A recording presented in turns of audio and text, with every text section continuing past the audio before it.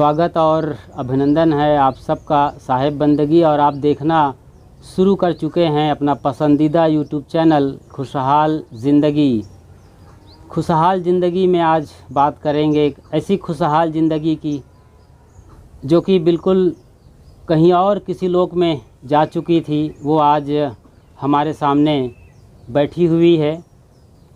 हमारे बीच जैसे कि आप देख पा रहे हैं साध्वी श्रद्धा साहेब बैठी हुई हैं। साहेब बंदगी साहेब जी साहिब। और आप में से अधिकतम लोगों ने हमसे सवाल किया था कि साहेब जी का इंटरव्यू लेकर आइए, क्योंकि कुछ महीने पहले आपका एक्सीडेंट हुआ था, रोड एक्सीडेंट, वो भी बहुत भयंकर, जिसमें साहेब जी बिल्कुल चुप हो गई थी। पूरा शरीर मन मस्तिष्क का शांत हो गया था। और आप सब की दुआओं से, सहयोग से, प्रेम से, गुरुजनों के आशीर्वाद से हम सब के बीच बैठी हैं, स्वस्थ हैं। तो आइए पहले के जीवन जो कुछ हुआ और अभी क्या महसूस करती हैं, इन चीज़ों पर बात करते हैं। साहब जी से सबसे पहला सवाल तो यही है कि आपसे ये पूछ रहे हैं कि आपके साथ क्या हुआ था उस दिन जिसके चलते हम सबको मालूम पड़ा कि आपका एक्सीडेंट हो गया और आप अस्पताल में भर्ती करने के लिए ले गए थे। ये सब सुने तो सब अवाक रह गए, पूरी दुनिया थम गई थी। तो आपके साथ क्या हुआ था साहब? मैं इस घटना को कुछ नहीं जानती। पहले भी कहाँ जा रही हूँ और किसके साथ जा रही हूँ, कौन मेरे साथ है, कुछ भी याद नहीं है मुझे। मैं कुछ भी नहीं जानती हूँ और ये घटना को तो बिल्कुल जानती नहीं, अनभिज्ञ हूँ इस घटना से। अच्छा जी। तो कैसे मालूम पड़ा कि ऐसा कुछ हुआ है? कितने दिन बाद मालूम पड़ा आपको? बताते हैं कि रायपुर में बेहोशी में बहुत देर रहे, लगभग 22 दिन या 1 महीना रहे कहते हैं, लेकिन मुझे कुछ भी याद नहीं है। और जब मैं अपने आश्रम बालोद में आई तो बहुत लोग 1 गाड़ी 2 गाड़ी मुझे देखने आते थे, मेरे सामने कोई चर्चा नहीं करते थे। मैं सोचती थी कहीं ये लोग घूमने आ रहे होंगे, लेकिन जब जाते थे तो पैसा दे दे करके जाते थे। तो मुझे आश्चर्य लगता था, ये लोग इतना देखने आते हैं, घूमने आते हैं और मुझे पैसा दे दे करके जाते हैं, ऐसी क्या बात है, क्यों ऐसा करते हैं? तो मैं श्वेता साहब को पूछती थी ये लोग कहाँ आते हैं, और घूमने आते होंगे तो बहुत लोग आते हैं, रोज़ 1 गाड़ी 2 गाड़ी आते हैं और जाते समय मुझे इतना पैसा देते हैं। तो ये श्वेता साहब खुश रहे, प्रसन्न रहे करके, भविष्य को याद न करे करके कुछ नहीं बताती थी और मुझे खुश रखना चाहती थी, लेकिन मैं कुछ जानती नहीं थी। तो फिर एक संत से मैं बात की कि साहिब जी क्या बात है, बहुत लोग देखने आते हैं मुझे, और ये भी पता नहीं कि मुझे ही देखने आते हैं, लेकिन आश्रम घूमने आते होंगे तो इतना आते हैं, इधर तीर्थ स्थली की तरह देखने आते होंगे, लेकिन जब जाते हैं तो बहुत पैसा दे के जाते हैं। क्या बात हुई? तो साहेब बताए कि तुम चिंता नहीं करोगी तो बताने की हिम्मत करूँगा। मैं कहा साहब जी ऐसी चिंता वाली क्या बात है जो मैं चिंता करूँगी? तब बताए कि तुम्हें चिंता होगी, तुम्हें तनाव होगा और दुख होगा, इसीलिए कोई न चर्चा करना चाहते हैं, ना कोई बताना चाहते हैं। लेकिन तुम्हारे साथ ऐसी घटना घटी थी कि एक्सीडेंट हो गया था और तुम बहुत दिनों तक रायपुर में भर्ती रही हॉस्पिटल में और मुश्किल से आई हो, इसीलिए कोई न तुमसे चर्चा करना चाहते, इस बारे में न बताना चाहते हैं। उसी दिन मैं जानी कि मेरे साथ ऐसी घटना घटी है। मुझे तो पता ही नहीं था, कुछ अनुभव ही नहीं हुआ, मुझे कुछ जानती ही नहीं, कुछ ज्ञान ही नहीं था। तो पता उस दिन मैं जानी और जानने के बाद अनुभव की कि भगत लोग मुझे इसलिए देखने आते हैं। हाँ, देखने आते हैं। जैसे आप एक्सीडेंट के बाद की घटना तो बिल्कुल याद नहीं रही आपको, जो कुछ हुआ रोड पर एक्सीडेंट हुआ था आपका। एक हाईवा ने जिस कार में जा रही थी उस कार को टक्कर मार दिया था और साहेब जी ड्राइवर के अपोजिट साइड में थी और बुरी तरीके से रगड़ गई थी। खास तौर से इनका बायां हिस्सा मस्तिष्क का, सिर के अंदर का हिस्सा पूरा लगभग क्षतिग्रस्त हो गया था, इसलिए लगभग कोमा में चली गई थी। कोमा की अवस्था नहीं थी लेकिन अनकॉन्शियस हो गई थी। तो एक्सीडेंट के बाद का तो कुछ पता नहीं है आपको, लेकिन उसके पहले कुछ याद आता है कि आप कहीं जा रही थी कार में बैठ के कार्यक्रम में? नहीं, कुछ भी पता नहीं हो, याद ही नहीं है मुझे। उस दिन, उसके कुछ दिन पहले का याद है? नहीं, वो भी पता नहीं है। अच्छा अच्छा, आप निकली थी, कार्यक्रम करना है, इस हिसाब से गई थी आप? अच्छा अच्छा, वो चीज़ याद नहीं है। बहुत दिन बाद जब होश आया है अस्पताल के अंदर, फिर आश्रम आई है, तो भक्तों को देख करके, इतना पूजा पैसा भीड़ देख करके इनके अंदर सवाल शुरू हुआ। हालांकि ये इनकी बहन है, छोटी बहन है, सगी बहन है, और काफ़ी सेवा की है। आपका नाम श्वेता साहब है और श्रद्धा साहब के नाम बताने की ज़रूरत नहीं है आपको। तो उनकी छोटी बहन श्वेता साहब ने उनको बड़ी बहन के रूप में इनकी सेवा की है, और एक माँ के रूप में भी सेवा की है। छोटी बहन, बड़ी बहन, माँ, डॉक्टर, सब कुछ। तो साहब आपको कब पता चला? आप भी साथ में थी एक्सीडेंट के दिन? मैं साथ में नहीं थी। अच्छा, नहीं थी। तो आपको समय मुझे अलग होना हुआ है। अच्छा अच्छा, 13 तारीख को शाम को 5 बजे हम दोनों अलग हुए। 5 बजे 13 तारीख को। कितने महीने, कौन सा महीना था वो? 13 अप्रैल को। अप्रैल का महीना था। 14 तारीख को इसी साल की अप्रैल की बात है। लगभग कितना महीना हो गया? 5 महीना। 5 महीने लगभग का पूरा हो रहा है।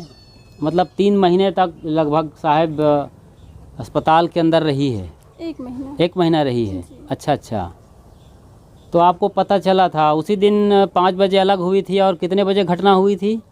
शाम 13 तारीख को शाम को साहब जी एक जगह रुकी और मैं बालोद आश्रम कुछ काम से चली गई। रात में मैं 9 बजे आश्रम पहुंची। अच्छा। क्योंकि 14 तारीख को 2 जगह प्रोग्राम था साहब जी का। अच्छा।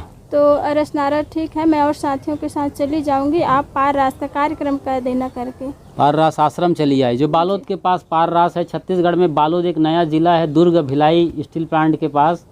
तो वहाँ पर आपका आश्रम है। तो आप बालोद के पाररास आश्रम में कार्यक्रम के लिए आ गई? जी, भक्तों के यहाँ कार्यक्रम था। अच्छा अच्छा। तो उस प्रोग्राम के लिए मैं वहाँ चली गई।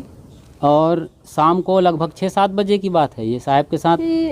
उस दिन तो फिर रात हो गई। सुबह 14 तारीख को रसनारा का कार्यक्रम था। अच्छा, तो दूसरे दिन साहब जी सुबह 8 बजे निकली और 9 बजे 9:30 बजे की घटना है। अच्छा अच्छा, कहाँ से निकली थी? आश्रम से? करगा से। अच्छा, करगा में थी और वहाँ से वहाँ जा रही थी। तो 8 बजे निकली और 9:30 बजे के आसपास इनके साथ दुर्घटना हुआ। तो आपको मालूम है साहब करगा में आप रुकी थी, याद है? कुछ भी याद नहीं। अच्छा, हाँ बताइए। रसनारा पहुंचने में 2-4 किलोमीटर बाकी रह गया था।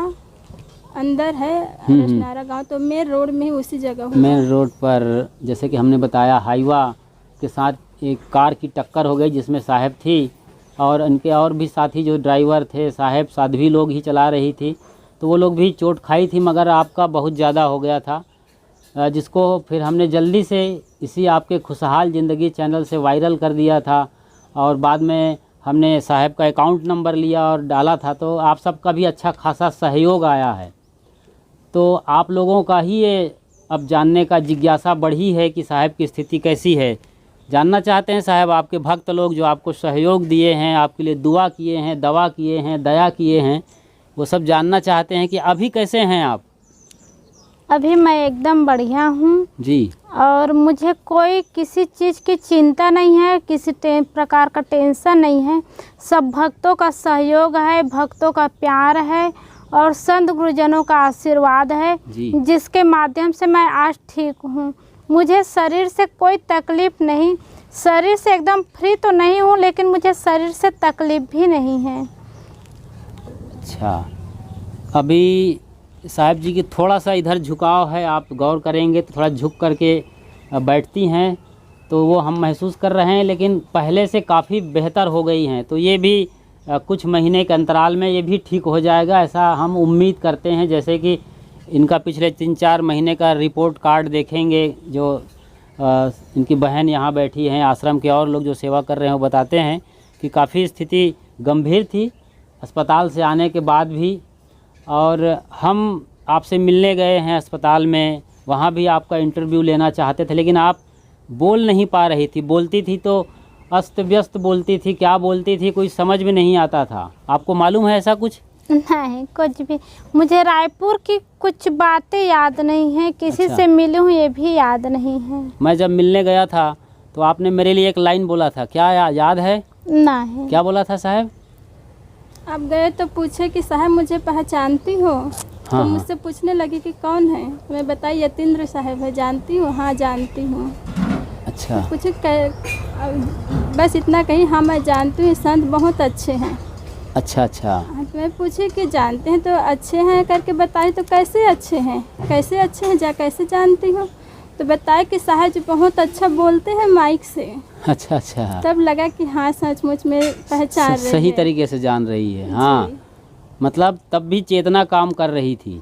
मतलब एक ऐसी हालत से निकली है जहाँ इनकी जो चेतना है, समझ, बुद्धि की जो क्षमता है निर्णय करने की, विचारने की, वो बिल्कुल ख़त्म हो गई थी। ऐसी हालत थी। इसीलिए कुछ का कुछ बोलती थी। ऐसी हालत थी कि बेड से, मतलब बेड पर करवट भी नहीं बदल पाती थी अस्पताल के अंदर में। उठना और बैठना तो बहुत दूर की बात थी। ऐसे कुछ बोलती नहीं थी। जो भी बात बोलती थी तो हमेशा हर बातें अच्छी बात ही बोलती थी। अच्छा अच्छा। मतलब जो सामने का दृश्य है वो सब देख करके ही बोलती थी। अच्छा। और जो भजन हम लोग गाते रहते थे, सुन लेती थी तो उसको दोहराती थी। अच्छा। जब किसी का फ़ोन आ जाता मोबाइल से, भजन जो चलता था उसको सुन लेती, फिर गाने लगती। तो हमको लगता कि साहब जी भजन गा रही है तो वो पाइन गा लेती, फिर दूसरा पूछते इसकी बात क्या है तो दूसरा भी गाती। मतलब शुरू से इनकी जो समझ है, चेतना है, वो सही काम कर रही है, मगर तालमेल नहीं था। मैं ये कहना चाहता था कि कभी यहाँ का बोलती थी, कभी वहाँ का बोल देती थी कोई प्रसंग आने पर, लेकिन कंटिन्यूटी जो है ख़त्म हो रही थी या तालमेल नहीं बैठ रहा था। लेकिन जो सोचने की, समझने की या जानने की जो शक्ति थी वो बिल्कुल सुरक्षित रही है। इसीलिए साहब बहुत जल्दी रिकवर हो कर के अब सही ढंग से अपना प्रवचन करती हैं।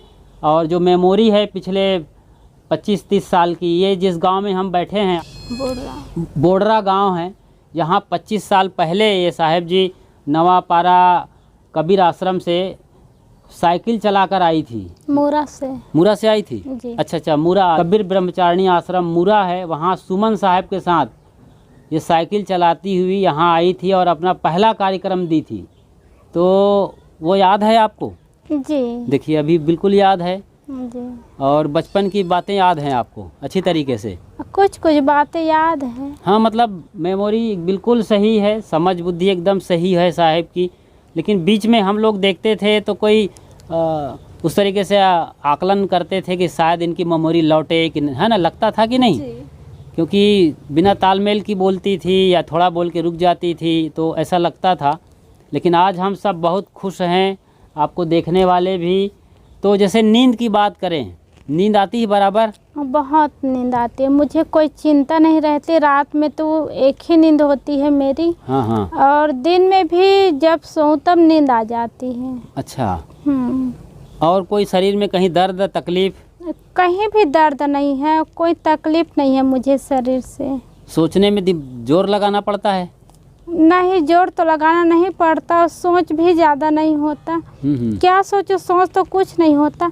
वही पुस्तक की बात है, ज्ञान की बात है, तो ऐसा लगता है कि सब भूल गई हूँ। अच्छा। हाँ, तो क्या सोचो, याद आती तो कुछ सोचती।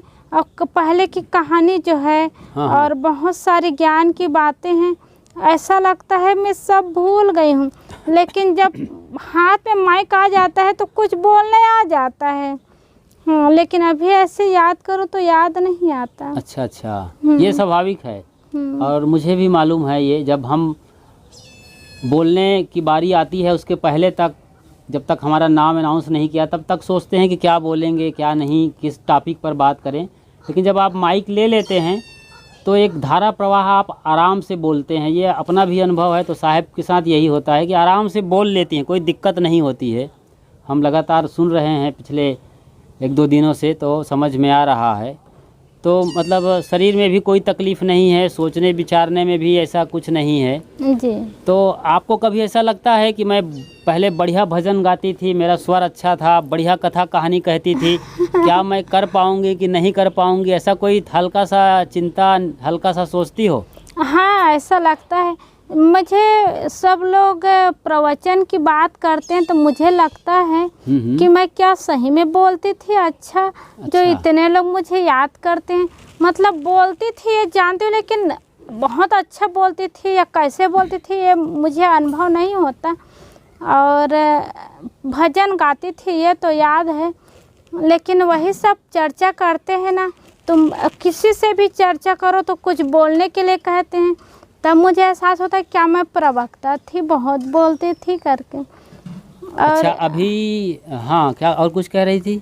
हाँ यही लगता है क्या मैं ऐसे बोल पाऊंगी करके। नहीं, लेकिन बोल रही साहब, हम तो देखे हैं कल मंच में प्रोग्राम हुआ है और भरी सभा में बहुत बढ़िया साहब ने बोला वहाँ पर, एकदम बिना रुके बिना अटके, कहीं फंसा नहीं, कहीं फंसी नहीं, कोई शब्द अटका नहीं, ना कोई सोचना पड़ा, धारा प्रवाह बोलती रही हैं आप। तो वो सिलसिला शुरू हो गया है और बढ़िया बोल रही हैं। कार्यक्रम भी अब बनने लगे हैं, धीरे धीरे कार्यक्रम का विस्तार होगा।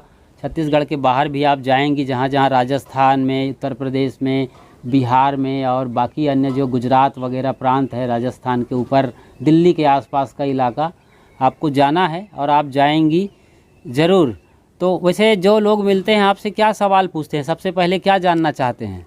यही पूछते हैं तबीयत ठीक है करके पूछते हैं, और यही प्रश्न होता है नींद आती है साहब करके। अच्छा। फिर पूछते हैं चिंता होती है किसी चीज़ की करके, यही प्रश्न होता है। अच्छा। तो मैं बताती हूँ मुझे तो किसी चीज़ की चिंता नहीं है और नींद तो मुझे अच्छी आती है। और चिंता की बात है तो किस चीज़ की मैं चिंता करूं? नहीं देखिए, आप पहले तो आप आश्रम प्रमुख हो अपने आश्रम का, तो आश्रम प्रमुख हैं तो चिंता होती है कि मुझे कैसे चलाऊंगी। मैं वहाँ का महंत, जिसको महंत कहते हैं आम बोलचाल की भाषा में, वही हमारे यहाँ आश्रम प्रमुख या और छोटे अध्यक्ष जैसे नाम लिए जाते हैं। तो आपको कैसे लगता है कैसे आश्रम चलाऊंगी? बड़ा आश्रम है, साध्वियाँ आएंगी, मैं ऐसा कुछ सोचती हूँ उसके बारे में। वो उसी समय बहुत लोग आते थे तो मन में होता इतने लोग आ रहे हैं। तो ये जब एक साहब से चर्चा हुई बताए तो फिर मैं एक दिन पूछी श्वेता साहब से, श्वेता साहब रोज इतना भोजन बढ़ता है, रोज लोग मिलने आते हैं, क्या यहाँ चावल है? तो एक कही हाँ साहब चावल है। तो देखी नहीं थी, एक दिन कमरा देखी तो चावल रखा है। तो मैं कही इतना चावल कहाँ से आ गया? तो ये बताए कि साहब जो देखने आते हैं ना खाली नहीं आते, चावल गेहूँ आटा लेके आते हैं। तो वो भी चिंता हट गई। सत्य जब देखते हैं कहीं, कोई भी सत्य आप देखेंगे ज़िंदगी में तो वो फिजूल की चिंता बिल्कुल ख़त्म हो जाती है, जिसके नाते तकलीफ़ और दुख रहता है मन के अंदर। हाँ।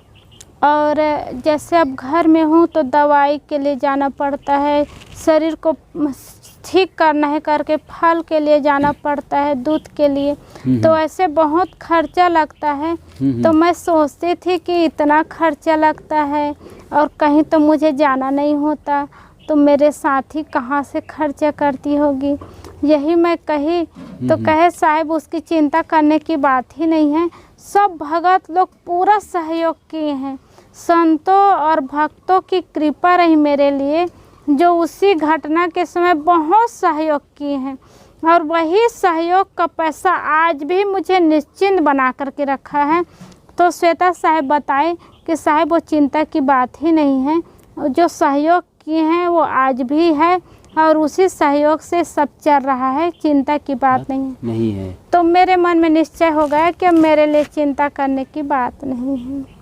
बिल्कुल बिल्कुल, हम सब जानते हैं कि बच्चा आए इसके पहले माँ के पास पर्याप्त खाना आ जाता है उसके लिए दूध के रूप में, तो फिर आराम से प्रकृति ये सारा इंतज़ाम करती है। तो ऐसे ही आप सब भक्तों ने, संतों ने, साध्वियों ने आपका भरपूर सहयोग किया है उस वक्त।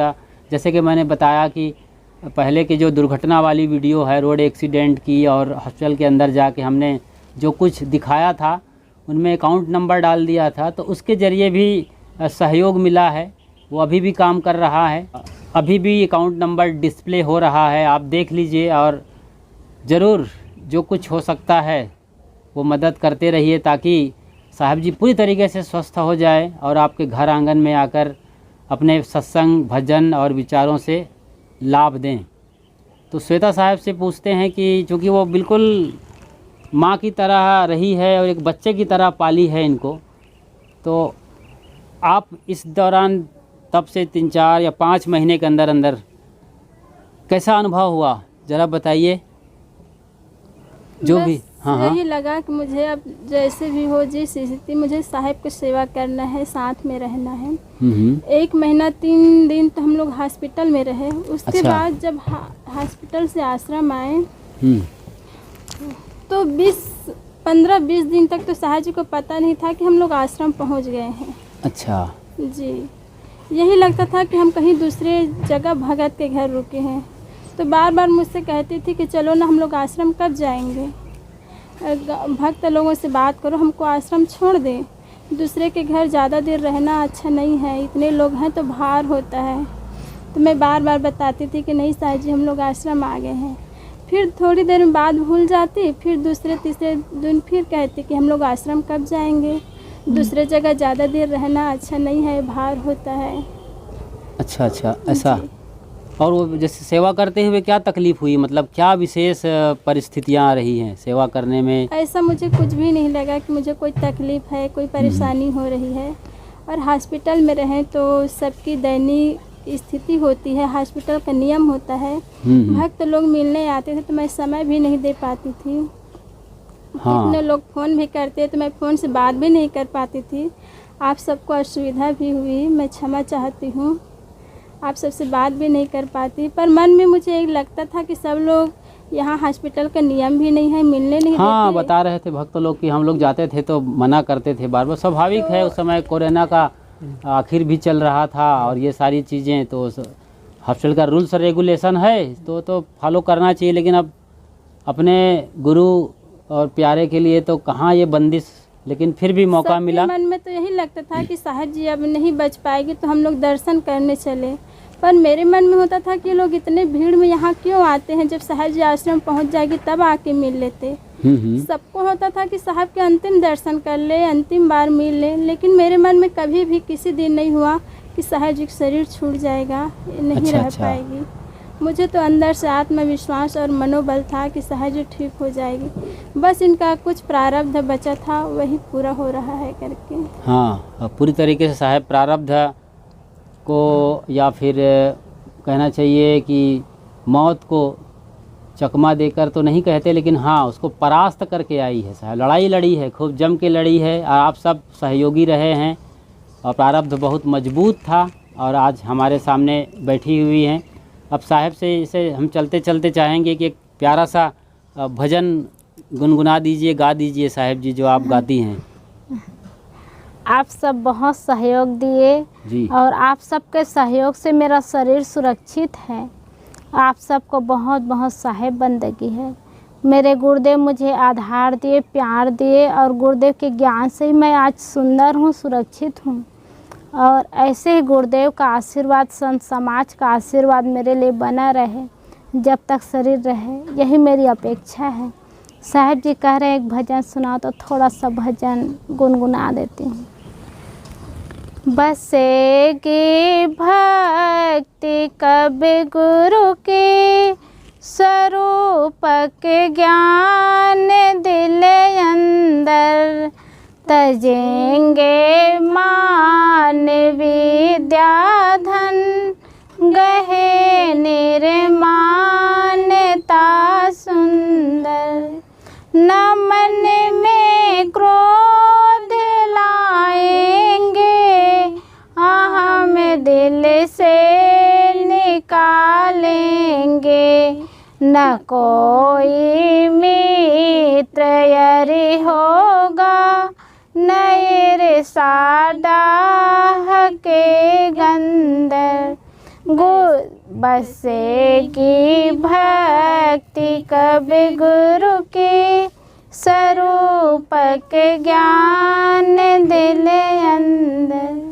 गुरु वो साधु सेवा में, नया लस होएगी रंजक, गुरु वो साधु सेवा में, नया लस होएगी रंजक, लोभ वो मोह को तज के, कपट के छल छोड़ और मंदर, बसेगी भक्ति कब गुरु की, स्वरूप के ज्ञान दिल अंदर। गुरु के भक्ति में अपना ही जीवन धन्य समझेंगे, सदा सद ग्रंथ सत्य संगत, कथा में प्रेम और सुंदर, बसेगी भक्ति कब गुरु की, स्वरूप के ज्ञान दिल अंदर। कभी भी भूल कर तन को नया पहना रूप समझेंगे, मैं चेतन सर्व से न्यारा, दुखद तन दृश्य मन बंदर, बसेगी भक्ति कब गुरु की, स्वरूप के ज्ञान दिल अंदर।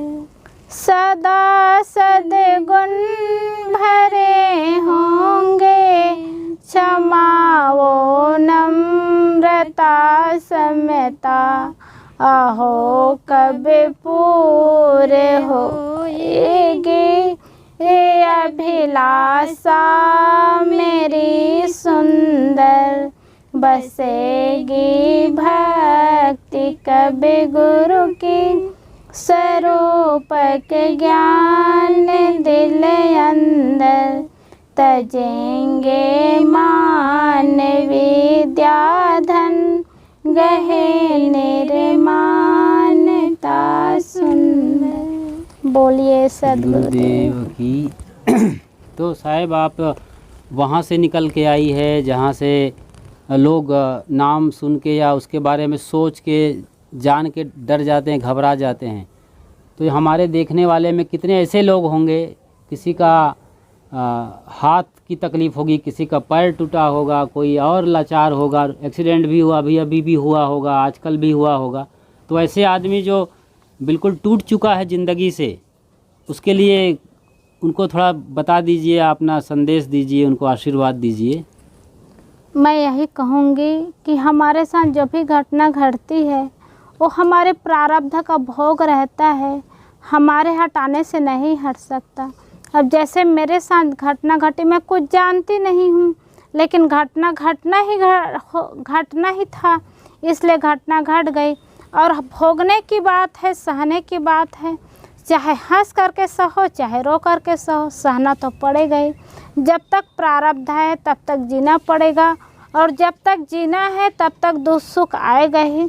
तो सहर्ष स्वीकार करते हुए चलना ही होगा और हिम्मत बनाना ही होगा, तभी जीवन सुंदर बन पाएगा और जीवन चल पाएगा। इसलिए यही अपेक्षा करती हूँ कि जीवन में ऐसी परिस्थिति आ जाए, इतनी घटना घट जाए, ऐसा दुख हो जाए, कहीं शरीर में कोई समस्या आ जाए, तो प्रारब्ध का भोग समझ करके हिम्मत करके सहने की हिम्मत करना चाहिए, प्रयास करना चाहिए और स्वीकार करना चाहिए। इसी में संतोष है, इसी में सुख है। और क्या विशेष मतलब सावधानी रखते हैं साहब के लिए आप? कोई भी सावधानी नहीं, खाने पीने में भी कोई परहेज नहीं है। अच्छा जी। थोड़ा चलने में अकेली फ्री होकर उतना रफ्तार से नहीं चल पाती हैं? चलती है, पर वही थोड़ा सा पैर खड़ाता है और थोड़ा सा मन में डर भी रहता है कि कहीं गिर न जाऊं, फिसल न जाऊं। इसलिए थोड़ी सावधानी है, पकड़ के चलाती हैं। जी बहुत सुंदर।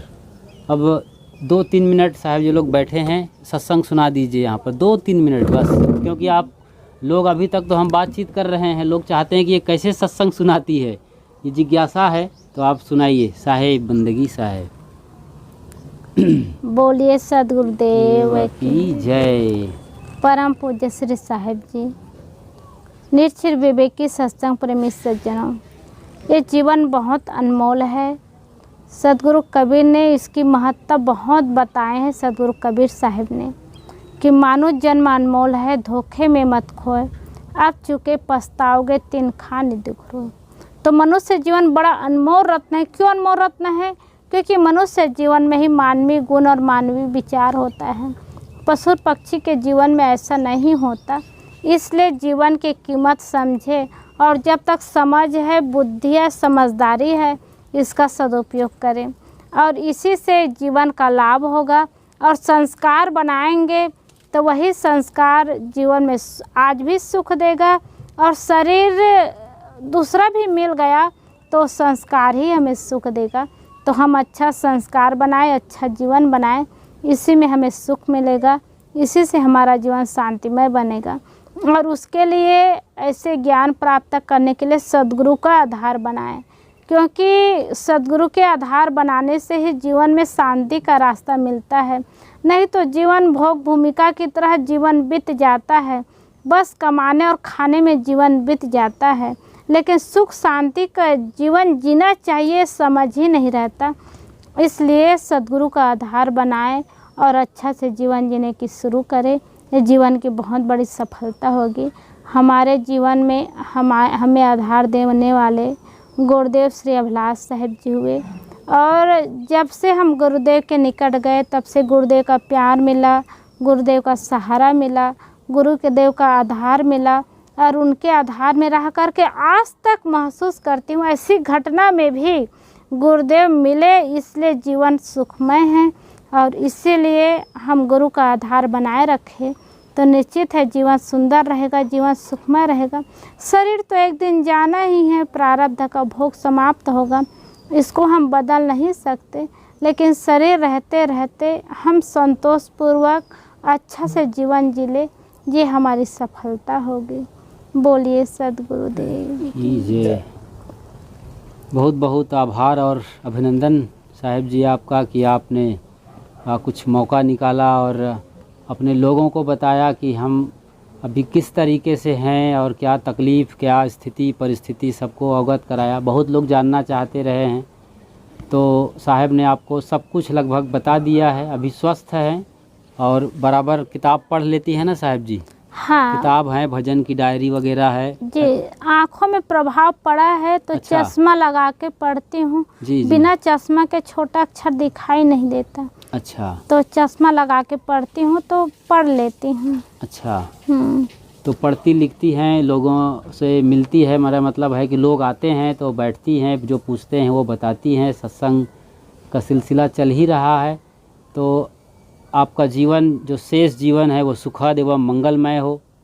बढ़िया से अपना जीवन जीते हुए साधना ज्ञान वैराग के साथ सद्गुरु कबीर साहब के मार्ग का, कबीर पंथ का प्रचार प्रसार करती रहें। ज्ञान ध्यान बांटते रहिए आप। और बहुत सौभाग्यशाली हो आप कि आपको एक बहन मिली है श्वेता साहब जैसा, जिन्होंने इस मुसीबत में आपको संभाला है। बिल्कुल माँ जैसा, देवता जैसा, उनके लिए सब शब्द छोटे हैं।